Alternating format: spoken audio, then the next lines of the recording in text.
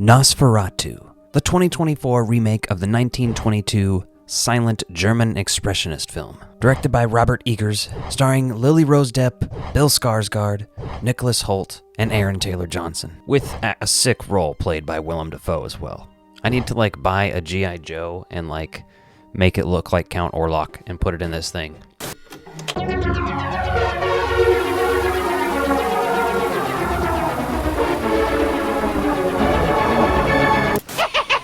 Welcome back to the Ectoviolence channel. My name is Alec. Today, we're talking Nosferatu. For those of you who don't know, the original Nosferatu, starring Max Schreck as Count Orlok, came out in 1922. It's a silent German expressionist horror film based on Dracula, and in fact, the estate for Bram Stoker came after them and were like, no sir. In the original film, all of the copies were ordered to be destroyed, and obviously a few survived, and it's reached public domain status at this point. I actually surprisingly don't have a copy of the original movie, but enough of that, let's get into this new one. So, the hype surrounding this movie is real, especially for the goth crowd and the horror crowd. Robert Eggers, I have seen 3 out of 4 of his big films that everybody talks about. So The Witch is obviously pretty standard at this point. People really appreciate that movie. The Lighthouse, I thought was great. It's super weird. I'm a big David Lynch fan. It kind of reminded me of that. And The Northman I didn't see, gotta say. I'm interested in seeing it, though. And Nosferatu. So Bill Skarsgård, if you know him as anything, it's probably Pennywise. He also played Eric Draven in the Crow remake earlier this year. He's playing a lot of iconic characters that were played by people before him. Although, let's be honest, he did a good job as Pennywise, and as Nosferatu, Count Orlok, solid. We love it, and we're going to get into it. And before I do any spoilers or anything, there'll be a warning, so, just FYI. So, without spoiling the movie, let's talk about the positives for Nosferatu. This movie is shot where it geographically should be, a Transylvanian castle. It's funny, Nicholas Hoult was just in Renfield, and he played Renfield, which is another Dracula movie. He plays Thomas. He's one of our leads. You have Aaron Taylor Johnson, who coincidentally is also in theaters right now with Craven, although I gotta say, Nosferatu's probably going to do better than that one. And then we also have Lily Rose Depp. I've seen her in a couple things, nothing too crazy. She's alright. She's great in this, though, I'll say that. You have Bill Skarsgård as Count Orlok, and apparently he's been attached to this movie for 10 years. Not as Count Orlok, though. He was originally going to play the Aaron Taylor Johnson role. Then he was signed on to play the Nicholas Hoult role. Then eventually came back around and played Count Orlok. And I gotta say, I think I don't like it when you keep casting the same people as iconic horror villains. Sometimes it works. If you're not doing it constantly, I think you can get away with it. All I'm saying is nobody was making Dracula in the 80s with Robert Englund playing Dracula, you know what I mean? And that was a good choice, too. Also, there's lots of cats in this movie. Sick. They understand the goth vibes. The music is perfectly fitting. I don't have much else to say about it than that. It's not like it was anything superb and groundbreaking. I honestly think the music in the trailers was a little better than the music of the movie, but maybe that's just because I was expecting more shrieking violins in this movie, and I didn't get that. Let's talk about this popcorn tin real quick. So, I didn't expect to want to pick this up. Online, AMC had it for $40, and I was like, $40? Although, it was $25 at the actual AMC. And I like that the top completely comes off. It's not hinged. It is a big metal tin. It does say Nosferatu on the bottom there. All of this is sort of embossed, which is nice. It's not just flat. And the attention to detail on there is what the sarcophagus from this movie looks like. If you look up close and you've seen the movie, spoiler warning, I don't know, but that's kind of what that looks like. And I will say, the rats in there is a nice touch. I don't know what I'm going to keep in this, but I've been buying occasionally some of these popcorn tins when they're awesome. So I have a Ghostbusters one that's the Ectomobile from Ghostbusters Afterlife. I have the handbook for the recently deceased back there, and I've got the sarcophagus now. So Aaron Taylor Johnson is a supporting character. Does a great job, though. He has some very intense scenes, and he pulls it off.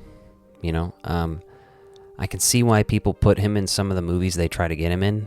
I appreciate him still for the Kick-Ass movies, to be honest, as well. But he was in, Godzilla. He was in the Avengers movies. He's sometimes in big stuff that's kind of like, eh. For example, Craven. But, like, when he's in this, you're like, holy shit, this guy... Just put him in the right stuff and we're good. So let's talk about some of the design and the visuals of this movie. The visuals are insane. Like, that's what this is all about, is the aesthetic. And that's all I went in expecting, was this movie to be pretty much visual and awesome. But what I got was an extremely horny gothic movie. Monster fuckers, rejoice, because you're gonna love this movie. And while we're here talking about this, let's talk about the buildings. Everything looks great. The way things are lit. There's not like a bunch of set lights in these old buildings where there's no electricity, you know what I mean? Honestly, this is about as perfect of an outcome of a Nosferatu movie as you could get, I feel like. I briefly talked about Willem Dafoe earlier, but again, he's in the positive section. But Willem Dafoe's already been in a Nosferatu movie as well. Let's talk about the negatives of Nosferatu. I did say that the music was a positive of this movie, but it's also a negative for me. It's kind of in both categories, and the only reason it would be a negative is not because I would criticize the music itself, but it's not very memorable. And to be fair, the first one, the original, silent movie. There's been scores added to later editions, and if you're going to watch that movie, I highly recommend searching out the version on YouTube that's based on an old 90s VHS. It might actually be a rip of it, I'm not sure, but it's Nosferatu with typo negative. I mean, that's the way to watch it, right? Other than that, some of the things that I would put in the negative category here are little things like, oh, this is gross, or it made me feel icky, but that's what you want. That's the point of this. You know what I mean? You watch it and you get disgusted or creeped out or horrified. And here's a warning, we are switching to the spoiler section. Spoiler section of the video now. Okay, so let's talk about the elephant in the room, Count Orlok himself, his appearance. Did we expect him to have a mustache? Did we? No, we did not. We did not expect him to be sporting one hell of a sweet stash. But that's what we got. And honestly, I don't hate it. I understood what Robert Eggers was going for with this. Like, I look at that and I think, yes, this looks like some old royalty looking count motherfucker who you'd find in this time period, like, or before this time period, you know what I mean? Someone who's that old.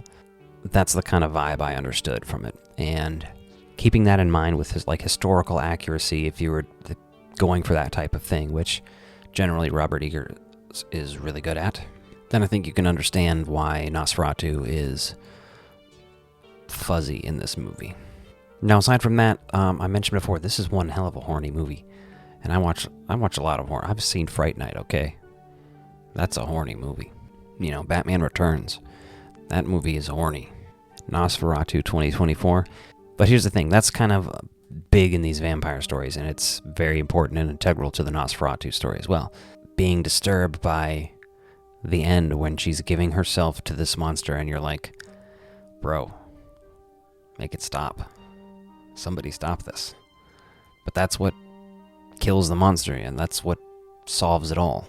And it's very interesting, it's very fascinating to look at a movie like this in this modern day lens. This movie's coming out at a very interesting time for film and for, you know, culture and life in general. But honestly, there was a while in the mid-2010s, you know, when I was thinking, man, there's not a lot of new horror coming out that I love anymore. Like, there hasn't been in a while. And now I look back at that period and I'm like, no, there's this. All that stuff was great. And I watched it. I just didn't even necessarily know some of it was great at the time. But what's interesting right now is I'm realizing during some of these movies we're watching, like, this year was a great year for horror. And we're going to get into that in a different video, but, like, come on. Maxine, Longlegs, Strange Darling, Terrifier 3, The Substance, Nosferatu, Lisa Frankenstein. Like, this was a good year. Also, this literally slipped my mind, but Nosferatu hangs dong. He has a mustache, and he hangs dong in this movie. You know, somewhere there's a connection between Nosferatu and the Twilight movies, and I hope you people find that. So, when it comes to whether I'm going to like this movie or not, I liked it, alright? But I definitely think this is a certain style of movie that isn't for everyone. And let's give an example of that. So we went to see this on Christmas Day. It was pretty full theater, surprisingly, even though a few other movies came out that were more family-friendly and family-oriented. Some people were dragged to Nosferatu, you could tell. Mainly the people surrounding me, who were on their phones and looking around and doing all sorts of weird shit during the movie, distracting me from Vampire Wiener. It was genuinely a weird experience. I like going to movies with almost no one. And truthfully, I hate going to the movies on Christmas too, because I used to work in a movie theater and hated fucking working on Christmas. So I hate being one of the assholes that goes there, but they fucking released the movie on Christmas. What was I to do? I had to see it. But I think this will be my last review of a new movie for this year. Obviously, we're running out of time, but I don't know, if I end up with a bunch of extra time, I might still try to see that new Lord of the Rings movie, but I think this is a pretty solid close. It was a great Gothmas. You know, getting to see Nosferatu at the theater. I dressed in all black. Had to get the popcorn bucket as well, because, just come on, you know what I mean? Before I rate this movie, though, I do want to remind you that you can now become a channel member, or join on Patreon. Both links are in the description down below. There's a couple different tiers, but you get stuff like early videos whenever they're done editing, an extra video each month, and, you know, thank you, stuff like that. And I think I'll give Nosferatu a 4 out of 5 hearts. And the reason it's only getting 4 is because this isn't normally the style of a movie that I would watch. Now, I definitely enjoy classic horror movies. I love the Universal monster movies. And when I say this style, I usually mean historical horror. That's usually not my thing.